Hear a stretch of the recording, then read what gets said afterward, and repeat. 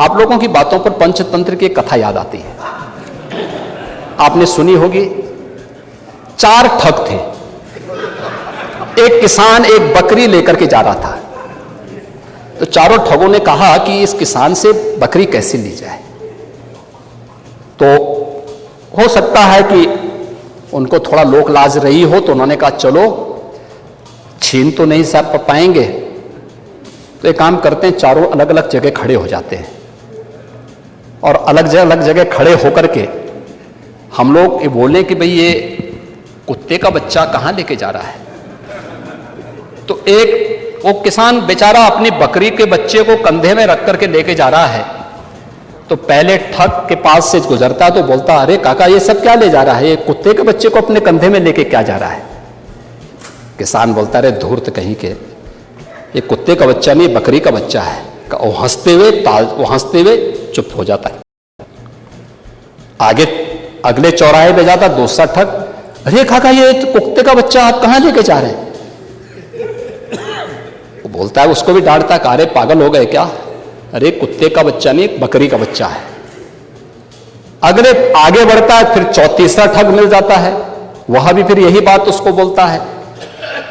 चौथे ठग ने भी कहा तो किसान को विश्वास हो गया, उसको लगा कि भोला भाला किसान, अन्नदाता किसान, मेहनती किसान, उसको विश्वास हो गया यार एक व्यक्ति झूठ बोलेगा, लगता है कि मेरी दृष्टि दोष ही मुझे हो गया है, लगता है ये कुत्ते का बच्चा ही है, उसने फेंक दिया उसको। चारों ठगों का काम पूरा हो गया और चुनाव में खटाखट खटाखट खटाखट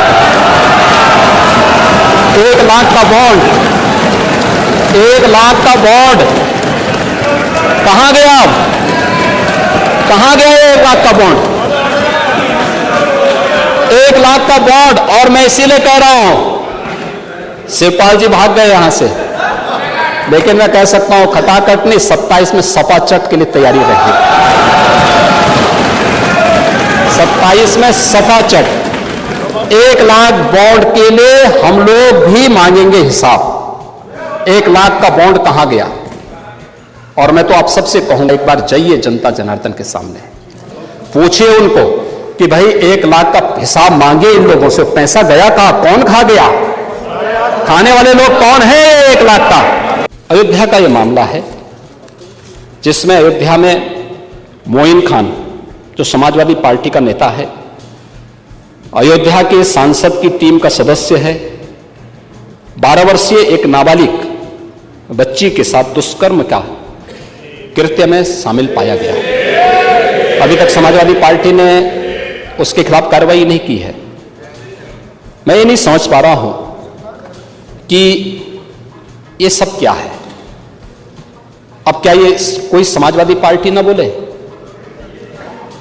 आपका एक्टिव मेंबर है, आपके सांसद के साथ बैठ रहा है, खा रहा है, उनके साथ चल रहा है, लेकिन इस प्रकार के, और यह अति पिछड़ी जाति से जुड़ी हुई एक बालिका से जुड़ा हुआ मामला है, और इस प्रकार की घटिया हरकत में वह लिप्त है, लेकिन तब भी उसको हल्केपन से उड़ाने का काम होता, यानी हल्केपन से लेने का काम होता है। ये घटनाएं क्या दिखाती हैं। कल ही हरदोई में एक दुर्भाग्यपूर्ण घटना घटित हुई, और हरदोई में घटित दुर्घटना में भी बीरे उर्फ वीरेंद्र यादव इस समाजवादी पार्टी का पूर्व जिलाध्यक्ष है।